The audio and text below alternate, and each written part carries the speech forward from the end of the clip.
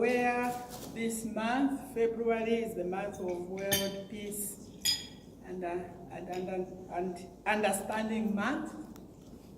And I have the pleasure of introducing DGN Lucy, who has agreed to give us a talk on peace and world understanding, the Zambian experience. DGN Lucy does not need any introduction. She was our AG, Assistant Governor, many years back. She's an engineer by profession, and she also does some work with the Electoral Commission of Zambia on conflict resolution. DGN Lucy, you have the floor.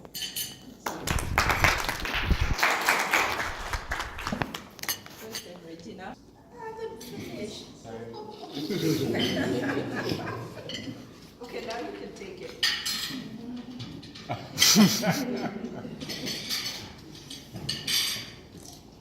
You have 10.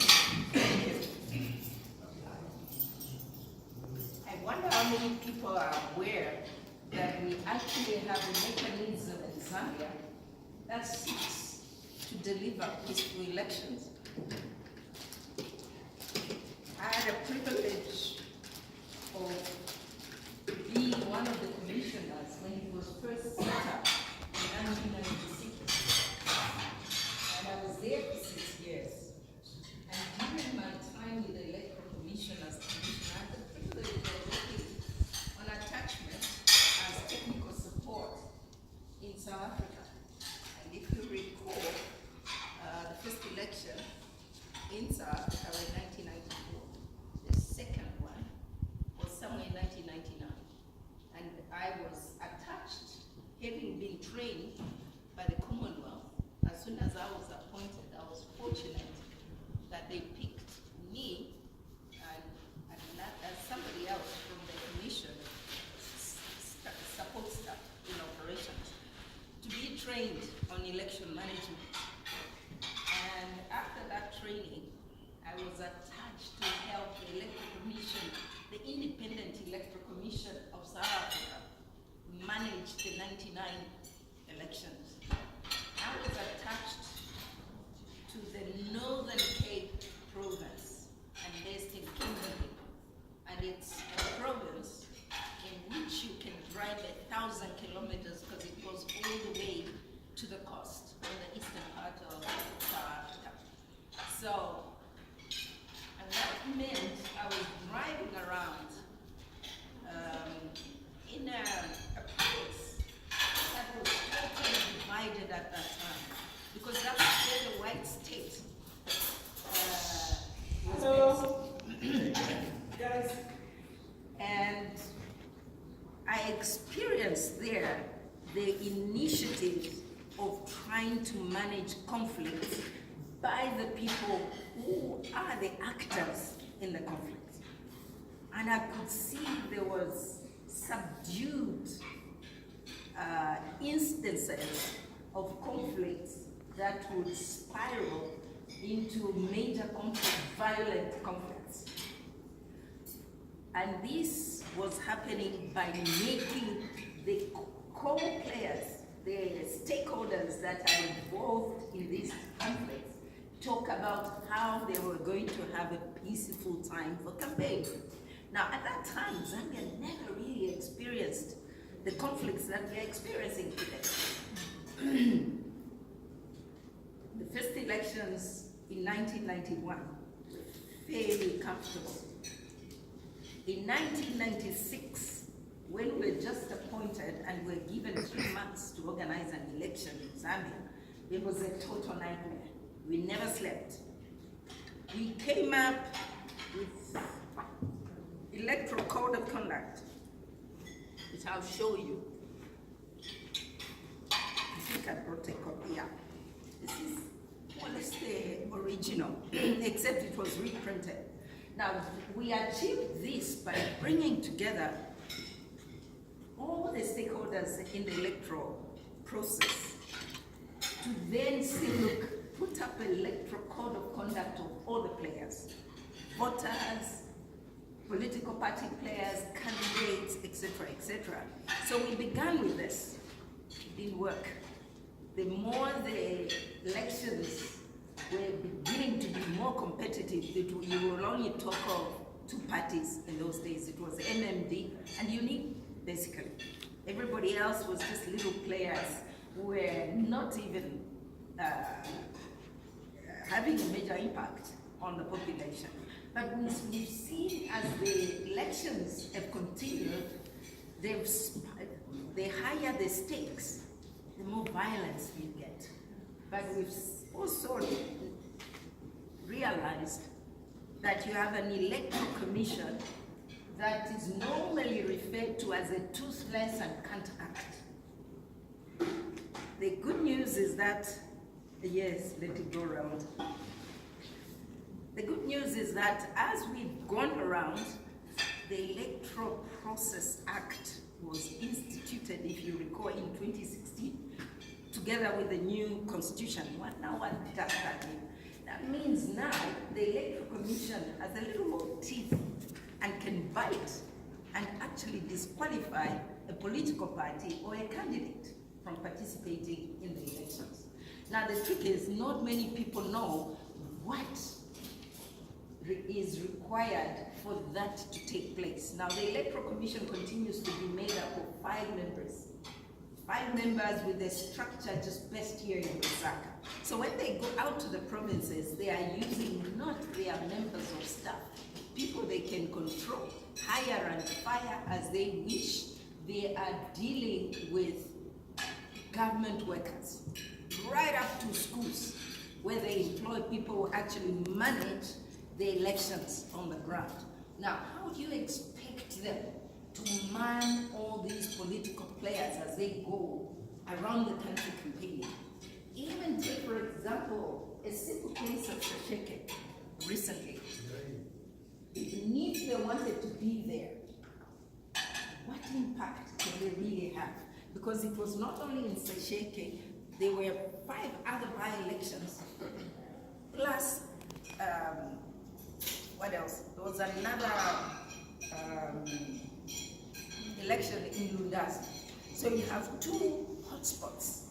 What we have seen is that political parties now, for competing for more space and more grabbing popularity from each other, is that they concentrate on the one particular election and bring in all the players and actors in one area.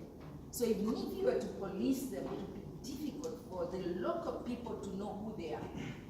So that makes policing extremely difficult. Even for the police, it's not easy. Because these political parties bring in cadres who are not known to the local people. So they can damage, they can do all sorts of things knowing who's going to know who they are, where they come from. In fact, people think they are importing them from Angola and Congo. I was in Chaguma. There are 2 borders there. It's a by-election, but fortunately, a local government is by-election.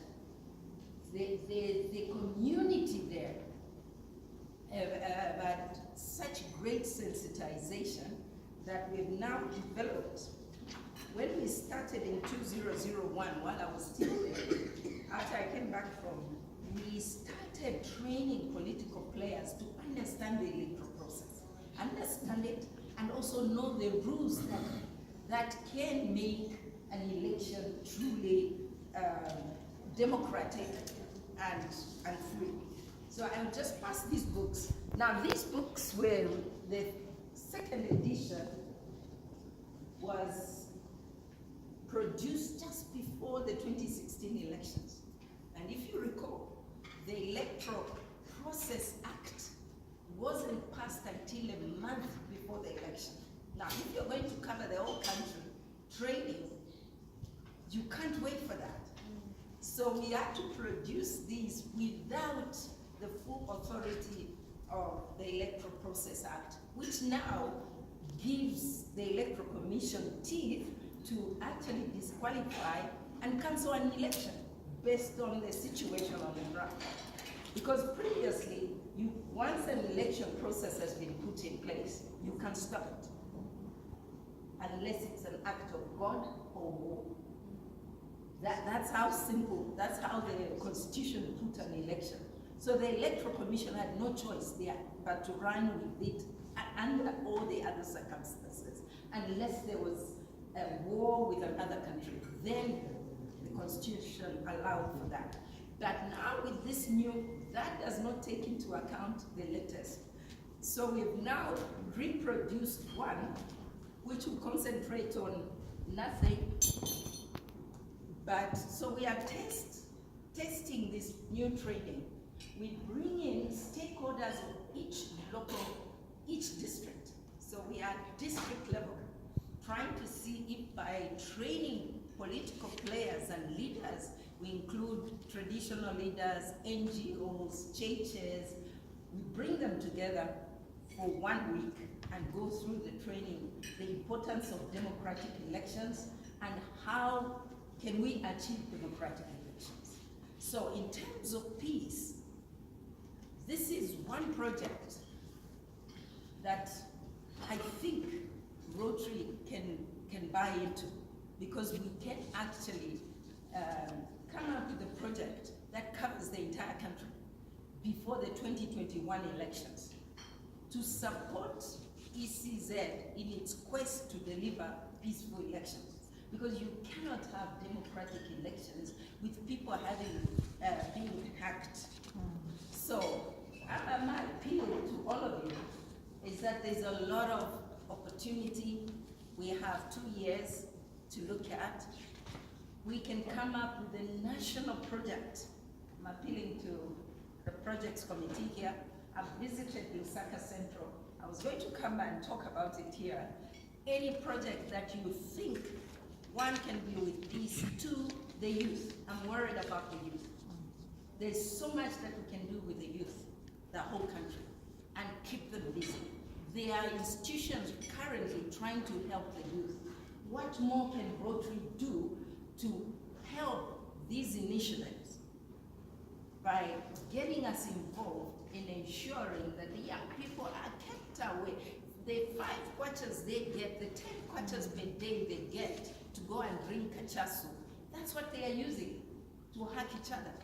But if they had some other interesting activities that's keeping them busy, we will definitely have peaceful elections being delivered here in Zambia. So I currently chair what they call, I've been for the past 5 years, I've been involved in this. I left the Electoral Commission, I was called back in 2008 to continue finding ways of ensuring that the electoral conflict management committees begin to work on the ground.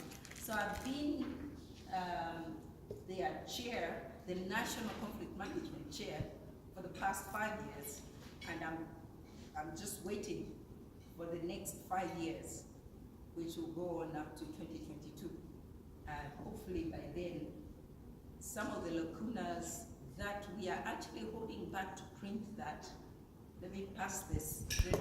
The new training manual is just dealing with conflict and cutting back on some of the other issues and just training people to recognize what are the early warning signs when people begin to complain about a system.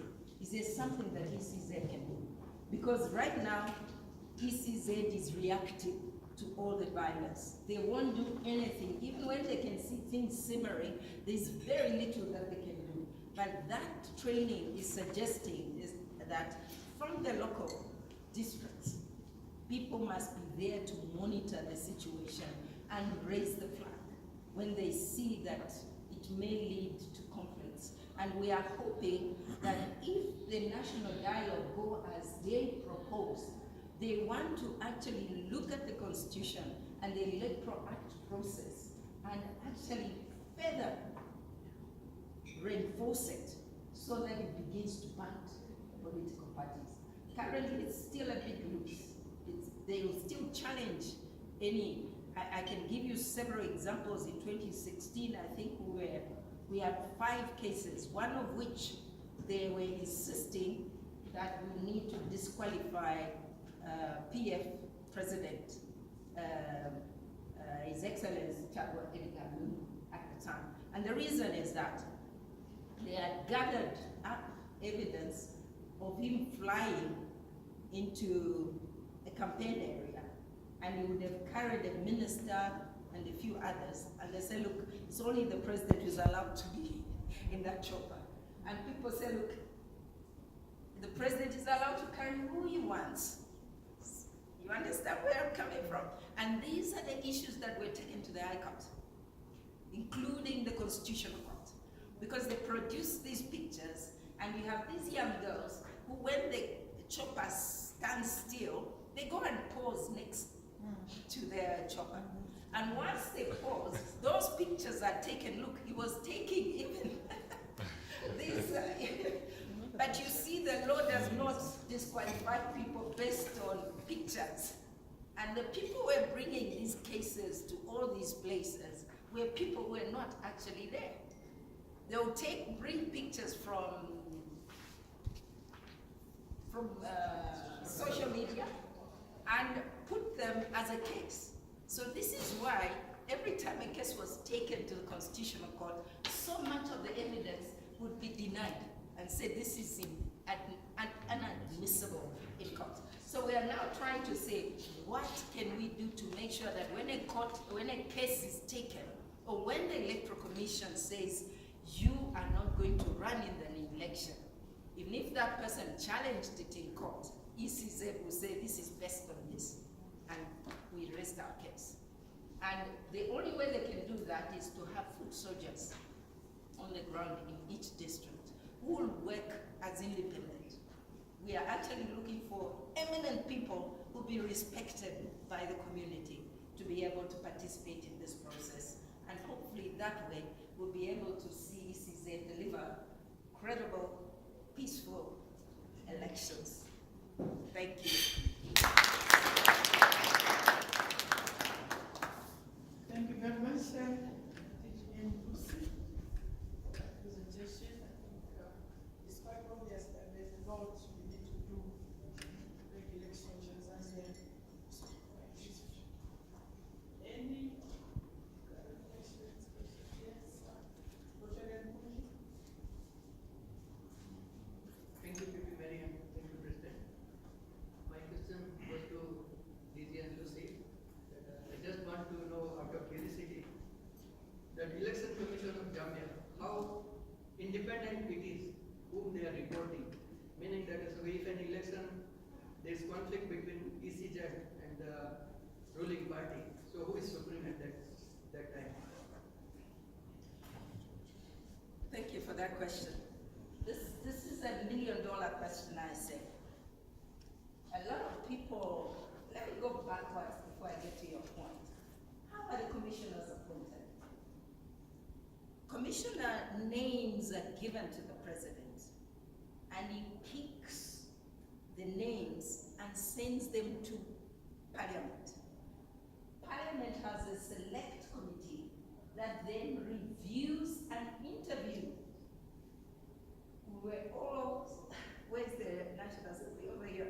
They call you, and you have 50 people to appear before. And you have the security wing give their report on you before you get in. And then you have 50 members of Parliament, which must compose all the political parties in Parliament, are brought to this select committee. You are interviewed. After the interview, then they will vote and decide whether you should be a commissioner or not. Now, this does not just go for the electoral commissioners. It goes for most commissioners that are appointed by the president. So once those names have been vetted and approved by Parliament, then they are sent back to the president, who then announces and commissions you. Okay? Now, because of that, people just say they are appointed by the president. Not necessarily. They undergo interviews at Parliament. The select committee at Parliament recommends. Once they recommend, then the president announces that these are they are commissioners. Now, according to the Constitution, the Commission is totally independent. But how can the government control the Commission? It's funded by the government. Now, that is the biggest link in terms of control there is. So you plan your budget, plan your activities, the funding comes a day before things have to happen. And that totally sends the entire process into disarray. But I thank God that it's not very often that happens. It's not very often that happens. So in terms of control, the Electoral Commission does not report to anybody except Parliament. At the end of each year, they come up with a report, they are audited, and they put together a report, and it's tabled in Parliament and handed to the President as well at the same time. So technically speaking, constitutionally, they're supposed to be absolutely independent. What I've also seen, when we were constituted, we were brought in together with security wings. But I hear it's not so now. When we were first constituted, when elections are happening, a select committee of all the security wings worked with ECZ. You were getting a briefing on a regular basis in the morning and in the afternoon of the situation on the ground where you are, where the elections are. Now that helped, but I hear now there's absolutely not that linkage, which I'm afraid that makes things, the Electoral Commission can't really be on the ground and police anything. They are not trained to do that. I had a rare privilege of going to monitor elections in 2000 in the USA. And that's where there was that big fight, if you recall, in Florida. Yes, yes. And you could see there the institution, the Federal Electoral Commission of the United States of America does nothing in terms of managing elections. All they monitor are political party funding, and they're able to do something about it because they have lawyers, they have accountants, and they really monitor nothing else but campaign spending. Whereas here, the specialization are expected to be experts in every area. Each state organizes its own elections in America, and they run their elections out. But campaign spending is monitored by the federal government. Here, I hope, which is what is proposed, that we start funding political parties that have a stronghold so that there's a little bit of a balance.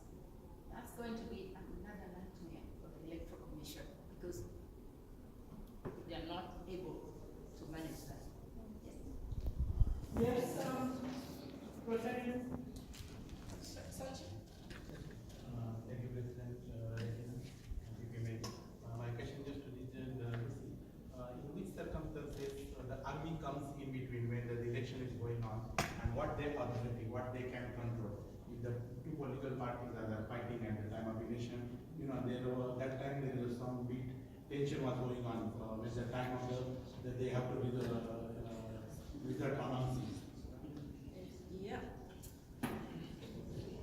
You remember I said when we started, we had all the security wings working with the Electoral Commission. The army comes in only in terms of border control. We use paramilitary police for violent sports. We don't use army in Zambia. Unlike South Africa, they use the army through and through. They use all the wings. For us in Zambia, it's really the army just goes around to make sure that the border areas are secure. Secure in the sense that we have such a porous borders. So they can mobilize people to cross. But the advantage we have is that we have a centralized system where we have registered members. If you are not on the road, you can vote anyway. unlike Malawi, I hope this time around they'll change their system. As long as you've got a Malawi NRC, in Zambia there are so many foreigners who may get an NRC, but very few get a voter's card. Because of the registration is so centered that we allow people to come in and verify and say, do you recognize this person? We have that opportunity in Zambia. It's not so in Tanzania and Malawi. In Malawi, all I need is a little piece of paper, and I can go and stand in the queue and vote. Now they're changing their system as well. So here in Zambia, we actually rely on the police. Literally the police and police, what are they called? The other offshoots of the police. So it's paramilitary police and police. The army is hardly used, but they would also come in to brief you on what's happening on the borders, whether there are many unusual crossing or not. Then you know that more enforcement and more experienced election workers are needed in that area. Thank you, Lucy. But my question is still there. If there in the election time, the tension is there, the ruling party was not there, but the some tension comes, who gives the control to the police there? Because the ruling party was not there, who was on the top, who gives the authority orders to control the police? Because in Zambia, the government never goes out of work. The ruling party never resigns until they hand over power. So the president, Edgar Lungu, is still commander-in-chief until he hands over the instruments of power to the next president.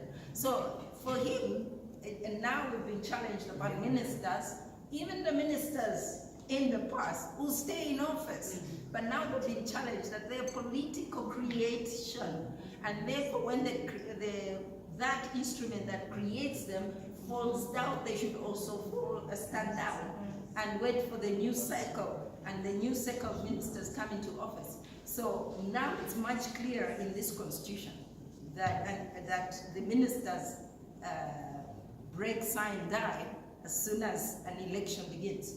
So the president will still be in control of the army and the police. He's still commander-in-chief.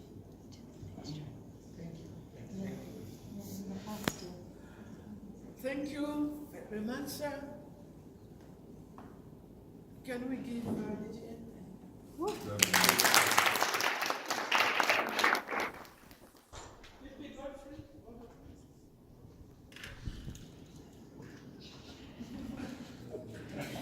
Sorry, Mr. Mary, it's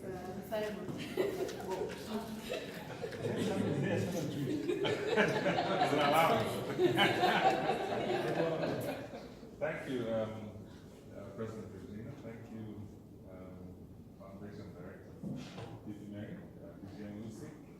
Thanks for that insightful presentation on the electoral process in Zambia in general. It's interesting to hear from the horse's mouth, as it were, about the challenges that the ECZ faces. Some of these things we just read about them, but it's nice to, well, it's different to hear it from somebody who has been there for how many years? 6 years? 6 people no longer think I'm an engineer. I'm actually election management. So they kept on saying, why have they appointed an engineer on the elections commission? Is she to engineer elections or something? Yeah, and thanks for enlightening us about the possibility that Rotary can play a role in perhaps coming up with a project to assist the Electoral Commission. When you're talking about having eminent people to support the Electoral Commission, I think Rotary fits that kind of description. So it will be interesting to see how Rotarians can come together and come up with a project to help the Electoral Commission. Because I think generally we just do projects around water and sanitation, maternal child health, but nothing around peace and conflict. Yeah. it's a very good challenge that you've given the Rotary Club.